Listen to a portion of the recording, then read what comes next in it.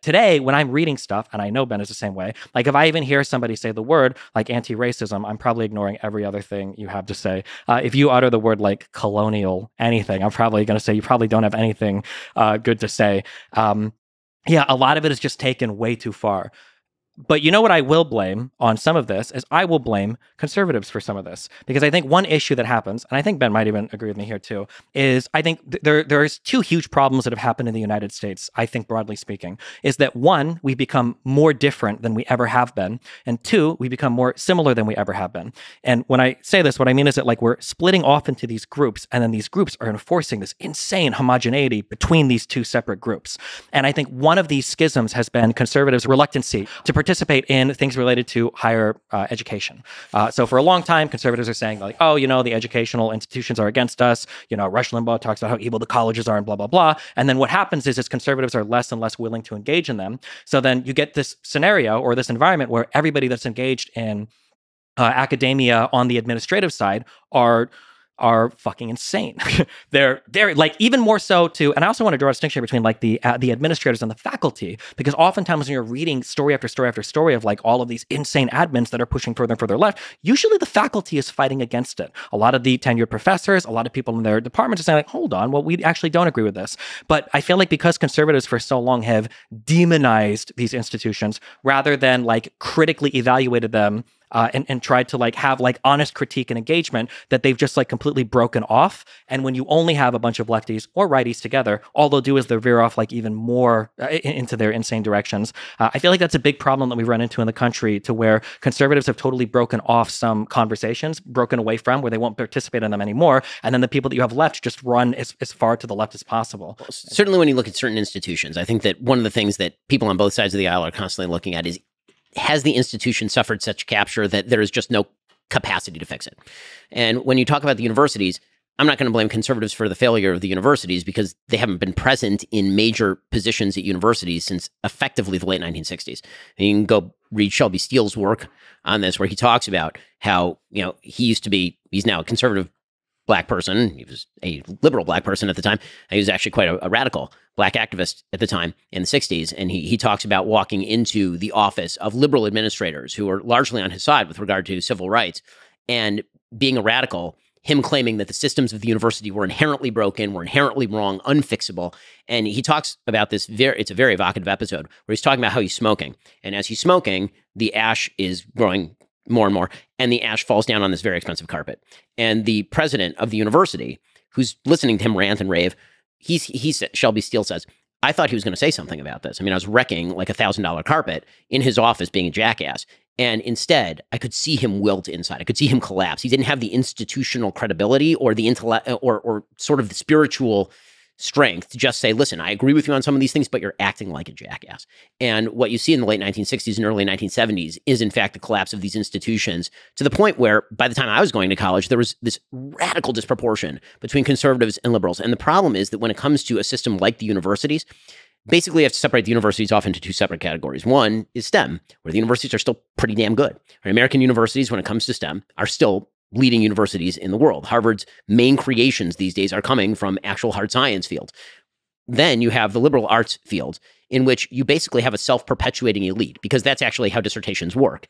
If you have somebody who's very far to the left and you decide that you're going to write a dissertation on the history of American gun rights, the chances that that is going to be approved by your dissertation advisor are much lower than if you happen to write something that tends to agree with the political positions of your dissertation advisor. Now, listen, I think there are open and tolerant professors, even in the liberal arts at these universities. I went to these universities, right? I went to UCLA, I went to Harvard Law School. When I was at Harvard Law School, one of my favorite professors was Lani Guinier. Lani Guinier, they tried to appoint her, I believe, Secretary of Labor under Clinton, and she was too liberal, and she got rejected. So she was like a full-on communist. By the time I went there, she was great. We had debates every day. It was wonderful. She used to write me recommendations for my legal jobs after we left.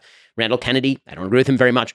Randall Kennedy was a terrific professor. There are some professors who are like this. Unfortunately, there tends to be in these echo chambers more and more ideological conformity that is rigorously enforced, and it is by left on left. So, for example, when I was at Harvard Law School, the president of the university was another president who ended up being ousted, Larry Summers. Larry Summers had been the Secretary of Treasury under Bill Clinton, and he made the critical error of suggesting that perhaps the dearth of women in hard sciences in prestigious positions was due to possibly two factors that people were refusing to talk about. One was the possibility that women actually didn't want to be in hard sciences at nearly the rates that men do, which happens to be true.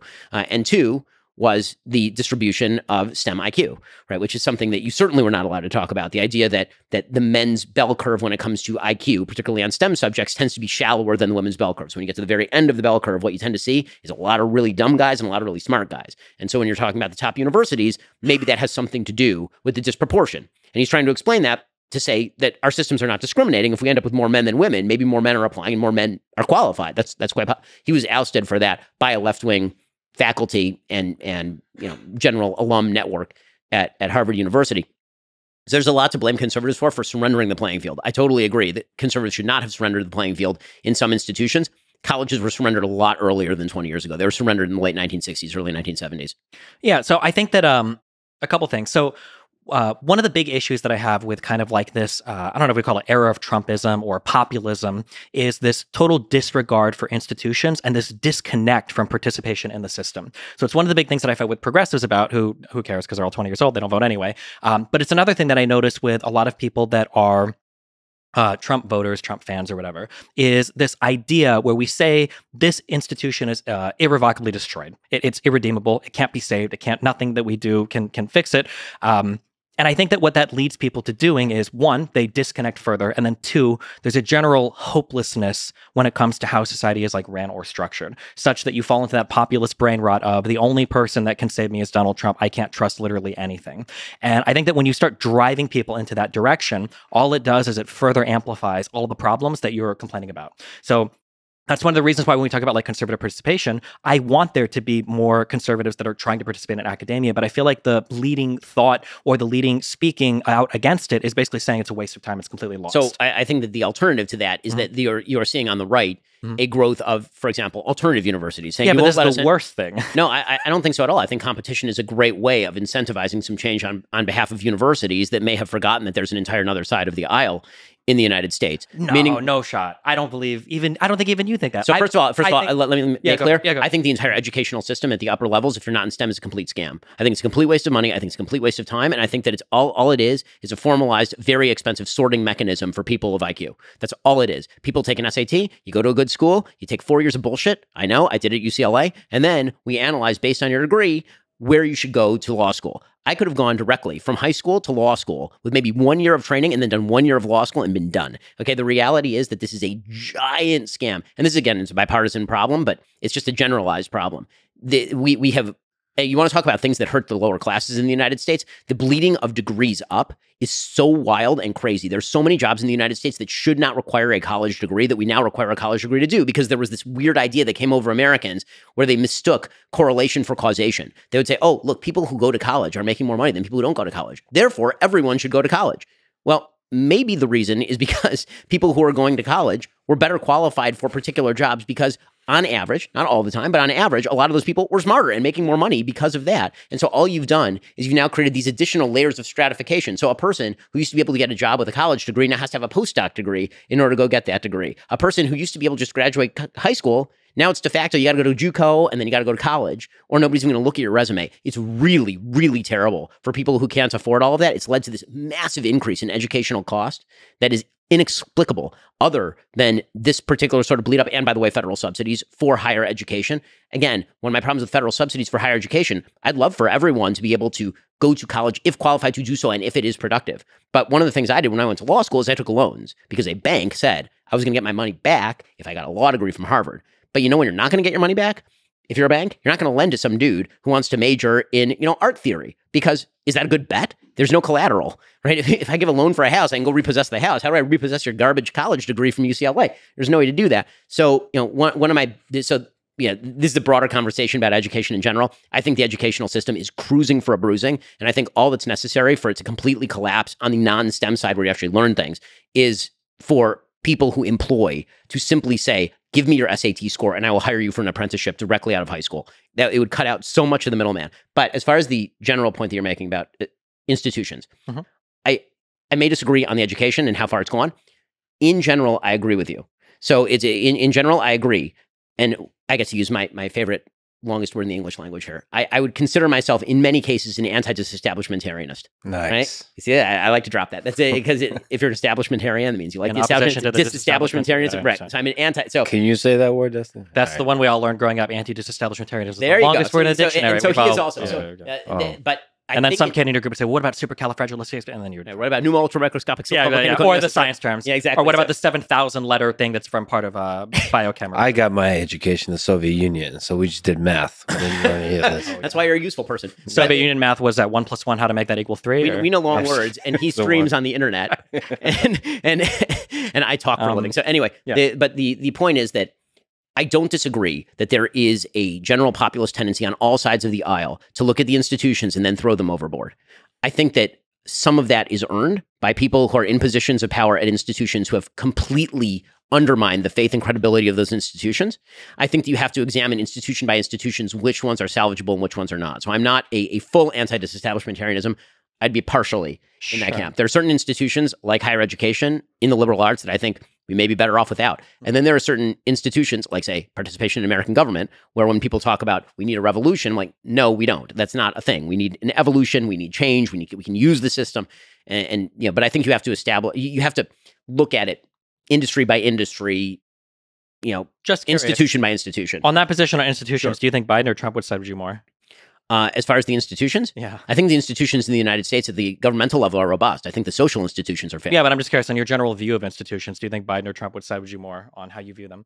I mean, I think that in rhetoric, Biden would, and then I think that he would tear out the face of the institution and wear it around like a mask, like Hannibal Lecter. I mean, that's my actual. He resisted some people's calls to pack the court, and yes, because I think that his use of executive power was greater than that of Donald Trump. The power that he had, he used to greater effect than Donald Trump. Donald Trump, again, thrashed up against the sides of the box, but could not get out of it.